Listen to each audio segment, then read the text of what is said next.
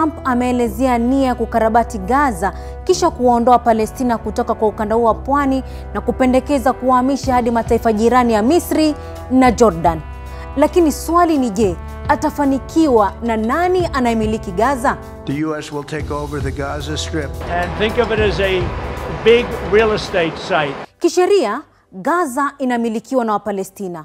Takriban robo tatu ya wanachama Umoja wa Mataifa wanaitambua Gaza kama sehemu ya taifa huru la Palestina, ingawa Marekani haikubaliani na hilo.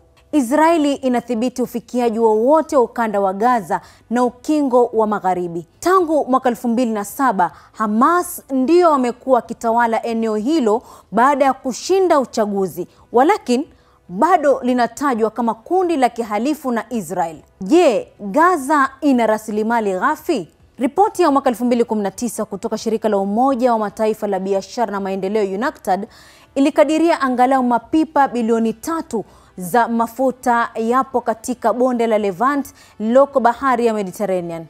Lakini je, itakuwa rahisi kwa Trump kuaminisha mataifa ya Kiarabu kuhifadhi wa Palestina milioni 1.8? Itakuwa ni kibarua, kwa sababu Saudi Arabia, mshirika wa karibu katika mzozo wa Hamas na Israel, imesema hakuna uhusiano na Israel bila ya kuwepo kwa taifa la Palestina.